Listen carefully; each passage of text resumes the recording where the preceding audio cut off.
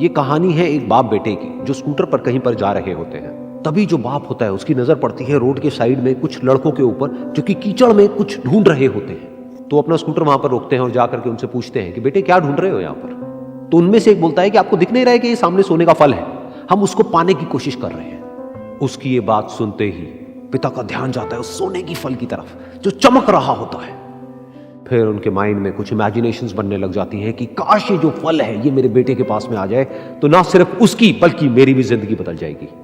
तो बिना सोचे समझे अपने बेटे को धक्का मार देते हैं उस कीचड़ में और बोलते हैं कि तुझे किसी भी कीमत पर वो फल लेकर के आना है। लेकिन बेटे को वो फल नहीं चाहिए होता है, उसके अपने कुछ और ही सपने होते हैं। वो बहुत कोशिश करता है अपने पिता को ये समझाने की कि मेरी खुशी इस फल में नहीं है, मेरी खुशी कहीं और है, मेरे सपने कुछ और है। लेकिन उसके पिता उसकी एक नहीं सुनते हैं। वो उसको धक्का मारते हैं उस कीचड़ में और बोलते हैं कि मैं तुझसे पूछ नहीं रहा हूं, तुझे बता रहा हूं कि तुझे वो लेकर के आना है। तो वो बेटा भी अपने बाप के सपने को सच करने के लिए अपनी पूरी जान लगा देता है और पूरी कोशिश करता है कि किसी तरीके से उस सोने का फल उसके हाथ में आ जाए। लेकिन जैसे जैसे वो हाथ पैर मारता है उस फल को पकड़ने के लिए, वो और नीचे धंसने लग जाता है और फिर जाकर के उसको समझ आता है कि ये कीचड़ नहीं है, ये दलदल है। वो चीखता है, चिल्लाता है, अपने पिता को आवाज लगाता है, लेकिन उसके पिता उसकी एक नहीं सुनते। बोलते हैं कि बहाने मत बना, और भी लोग हैं वहां पर जो कर रहे हैं, तो जब वो कर सकते हैं तो तू क्यों नहीं कर सकता।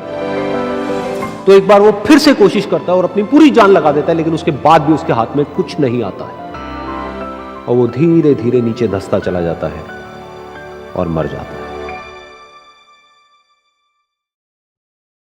तब जाकर के उसके पिता को एहसास होता है कि उससे कितनी बड़ी गलती हो गई। वो वहीं बैठ करके रो रहा होता है, चीख रहा होता है, चिल्ला रहा होता है। तभी वहां पर एक साधु आता है और वो साधु उस आदमी से पूछता है कि तुम क्यों रो रहे हो। फिर वो आदमी उस सोने के फल की तरफ इशारा करते हुए उस साधु को अपनी पूरी बात बताता है और बोलता है कि इसमें मेरी क्या गलती है, मैंने तो जो कुछ भी किया अपने बेटे की खुशी के लिए किया। तो वो साधु उस फल को ध्यान से देखता है और उस आदमी को कहता है, जिस सोने के फल की वजह से तुमने अपने बेटे को गवा दिया, कम से कम एक बार ध्यान से उसकी तरफ देखा तो होता कि वहां पर कोई फल है भी या नहीं।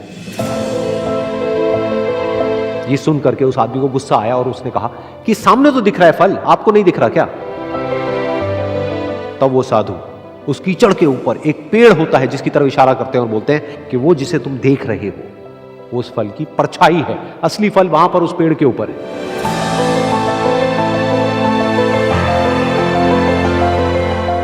फिर वो साधु उस आदमी को बोला कि अपने बेटे को जबरदस्ती धक्का देने की बजाय और उसको बताने की बजाय कि तेरी खुशी किसमें है, अगर तुमने उससे पूछा होता कि बेटा तू बता तू क्या करना चाहता है और तेरी खुशी किसमें है, तो ना सिर्फ तुम्हारा बेटा जिंदा होता बल्कि हो सकता है कि उसके हाथ में वो असली सोने का फल भी होता।